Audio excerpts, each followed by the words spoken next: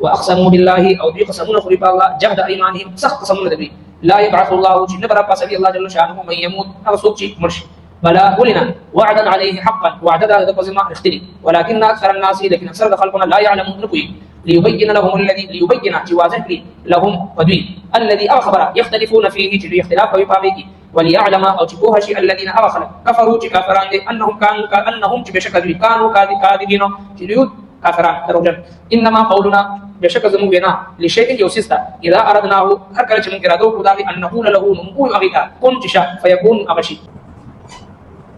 المشركين يو وهم او باطل خیال باغي باندې الله تبارک وتعالى رد فرمایي چې دوی موږ په دې شرک کې لګیایو کله الله تبارک وتعالى خو خوي موږ دا نه وکړي نعوذ بالله د خپل او کفر او شرک لپاره چې دی ولاره جوړو او نبی کریم صلی الله علیه وسلم ته تسلی لپاره الله تبارک وتعالى فرمایي چې د دوی نه مخکې چې کوم کفار تیر شوي دي دا هم د طریقې کار او هر یو امت طرف ته الله جل شانه یو پیغمبر تشریف راوړي دي او د دې دوه خبرو تاکید ورته کړی دی یو دا چې شرک مکوئ یو الله عبادت کوئ او دویم د طاغوت د بتانو عبادت مکوئ او بیا الله تبارک وتعالى چې چاته خوښوي هدایت ورکړي او ځینې خلکو په مقدر کې دا بدبختي او دا ضلالت لیکلي تاسو وګورئ په دې مقدس مکه باندې څنګه شو دا منکرینو انجام دروغجنو انجام او بیا نبی صلی الله علیه وسلم مبارک ته تسلی لپاره دا هم فرمایي چې زما محبوب پیغمبر ته ډېر خواهش وکړي د دوی د هدایت خو چې ما چا په قسمت کې هدایت نه لیکلي هغه ته نه هدایت ملاويږي او نه دا امداد کیږي نن چې کوم آیتونه مبارکات دي شان نزول کې هم یو واقعا ذکر کیږي چې یو صحابي یو کسره یو مشرک سره سم معاملې رااله او دا مشرک بیا دغه انکار شو هغه لین دین نه انکار شو هغه صحابي ورته او فرمایي چې دا خو قیامت پرس چې کله تراپاسي دې جواب ورکړي هغه وی چې الله ذات باندې قسم وي بیا خو راپاسي نشته دي چې مرګ راغی بس انسان خوري ریشي اذا كنا عظاما نخره چې کله زموږ اډوکی رزه شي او سیده شي نو بیا انا لفي خلق جديد دوی دوباره څنګه پیدا کیږي دا خو دوباره پیدا کېدل نشته دي نو الله تبارک وتعالى په دې آیت مبارکو کې دا جواب ارشاد فرمایي چې دوی قسمونه خوري د الله جل شانه په ذات باندې چې الله جل شانه مړي چې نه ژوند دي او جواب ورکړي چې ولنا د الله رب العزت او وعده بر حق دي خو اکثر خلک نه کوي او الله جل شانه د مړي دوباره ولې ژوند دي کې د قیامت د ورځ میدان محشر ولې برپا کوي د میدان محشر حکمت ذکر کوي په دې آیت مبارکه کې دې لپاره چې کوم دوه ډلو په خپل منځ کې اختلاف دي چې دا اختلاف ختم شي او دیم دا چې د حق او د باطل فیصله وشي او بل دا چې نیک عمل کوونکو ته جزا ملو شي او بد عمل کوونکو ته سزا ملو شي په میدان محشر دغه دوه اهم وجوهات دي فرمایي واقسموا بالله دوی قسمونه خوري په الله جهد ايمانهم سخت قسمونه دوی لا يبعث الله چې نه برپاسوي الله جل شانه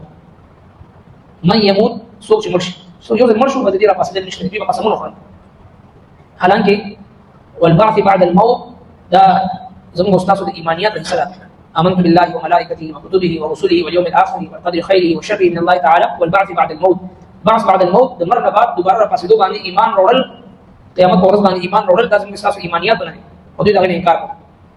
بلا ولنا وعدا عليه وعدد قسم باندې حقا رختني الله تبارك وتعالى دا وعده کړی دا بر حق وعده ولكن اكثر الناس لا يعلمون لكن اکثر خلک نه کوي اکثر خلک چې هغه جاهل دي نه کوي او دې دا مسله معلومه شو چې ولكن اكثر الناس لا يعلمون ولكن اكثر الناس لا يعقلون ولكن اكثر الناس لا يشكرون ولكن اكثر الناس لا يؤمنون اکثر خلک ایمان نه لري اکثر خلک کم عقل نه کوي همیشه په دنیا کې د کافرانو د مشرکانو د جاهلانو د کم عقلو کثرت عقل من خلق ذي شعور او ذي فهم خلق اهل ایمان موحدین عقل من خلق او دانا خلق دا همیشه کم دي دی وجنه د دین اسلام چې کوم عادلانه او خپل نظام دی هغه په خلافت باندې او په شورا باندې قائم دي چې کله شورا کینی او په شورا کې اهل علم ذي فضل ذي عقل ذي شعور عقل خیرت فهم دانش او بعمله سنجیده خلق کینی هغه د کورونو خلقو د قسمت فیصله هغه کول شي چې کله دا صفات پکې وي دا د اسلام عادلانه نظام دی او دا کامیاب روان دی الحمدلله 1447 سال او د اسلام د نظام په مقابله کې چې کوم جمهوریت دی او د مغربي چې کوم جمهوریت دی او نور دنیا کې چې کوم تهذیبونه دي هغه کې اکثریت ته کتلی شي د اکثریت رائے سره نو اکثریت رائے چې کله راوښتل ولکن اکثر الناس لا يعلمون ولكن اکثر الناس لا يشكرون ولكن اکثر الناس لا يعقلون ولكن اکثر الناس لا يؤمنون اکثر خلکو بیوقوف دنیا کې همیشه د جاهلانو اکثریت نو لہذا دا جمهوریت مغربي چې کوم تهذیب دی مغربي چې کوم نظام دی مغربي چې کوم جمهوریت دی زموږ استادو په دې ملک کې کوم دا نظام چې نه سمېږي دی وجه څه ده یو طرف ته سل کسان وي جاهلان وي نشیان او بل طرف ته سل کسان اهل علم اهل فضل عقلمند دې سنجیده باوقار خلک چې د نشیان 101 کسان شي دا وایي خبر ومنل شي ولې میجارټي دا او د میجارټي خبره منل کېږي او بل طرف ته اهل علم خلک وي ذي شعور خلک وي فهم دارش ولا خلک وي دا وایي باندې چلی نو په دې کوم نظام څنګه استاد روان دي په دې کې یو ډېر لوی شیخ الاسلام او ډېر لوی متقي پرهیزګار اهل علم تعلیم یافته یو سنجیده سړی او بل طرف ته یو نشئی او پوډری دا برابر دي په دې نظام ځکه خو زموږ استاد نظام سمېږي نه ولكن اکثر الناس لا يعلمون اکثر خلک نه پوهیږي همیشه د کمقل خلکو د جاهلانو او د مشرکین او د کفارو اکثریت به بار دو دی وجنه شریعت مطهره هغه دې اعتبار ورکوي چې یو کس خبره کوي هغه کس اکثریت ته نه کتل کیږي هغه کس ته کتل کیږي چې کوم خلک کس با عمل وي سنجیده وي اهل علم وي ذي فضل وي ذي شعور وي باوقار وي دا کردار صحیح وي دا اخلاق صحیح وي دا معاملات صحیح خبره ته وزن ورکول اگر چې هغه مقابله کې یو زر جاهلان دا په مقابله کې یو زر چې هغه فاسقان وي نو بهرحال الله تبارک وتعالى فرمایي چې بلا وعدا علی حقا دا الله جل جلاله په ذمه باندې قیامت برپا کول بر حق دی دا وعده بر حق ده ولكن اکثر الناس لا يعلمون اکثر خلق نه کوي او دا قیامت الله تبارک وتعالى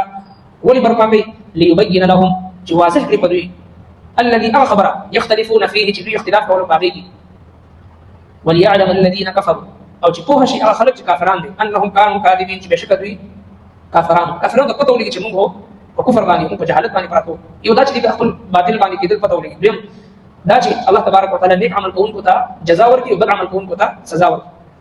او د مړي دوباره راپسول دا څه ګرانه خبره ده انما قولنا بشک زموږ وینا لشيء ليسستا اذا اردناه هر کله چې اراده وکړو ان نقول له چې کوی وخت کون چې شا فيكون نغشي الله تبارک وتعالى كن فيكون ذات دي يوسف مبارک چې صرف اراده الله تبارک وتعالى فرمایي خپل شان مطابق فيكون هغه شی چې وجود درازي الله جل شانه كن فيكون ذات دي دا كن دا لفظ چې شا فيكون هغه شی دا الفاظ زموږ استاد د سمجھاولو لپاره دي حالانکه الله رب العالمین دې كن لفظ محتاج نه دي الله رب کائنات صرف اراده وکړي انما اذا اراد شيئا ان يقول له كن فيكون صرف اراده وکړي الله تبارک وتعالى وایي چې شا هغه شی وجود دراشي نو الله رب کائنات چې ورنبي ځل دا مخلوقات چې پیدا کړې دي نو دوباره د دې پیدا کول هغه لپاره مشکل دي الله تبارک وتعالى په یو حکم سره دا ټول په دوباره راځوندې کوي او خپل ځان مخ ته ودري او د الله رب العالمین د عدل او انصاف تقاضا هم ده چې الله رب کائنات دا نظام جوړ کړی دی د کفر او د اسلام د شرک او د توحید د علم او د جهل د حق او د باطل چې کوم نظام روان دي د تقاضا هم ده چې د عدل او انصاف یو ورځ راشي د ظالم او د مظلوم په منځ کې د حاکم او د محکوم په منځ کې د بادشاه او د فقیر په منځ کې دا چې کوم عدل راوستل دی الله تبارک وتعالى د عدل د فیصله د ورځ باندې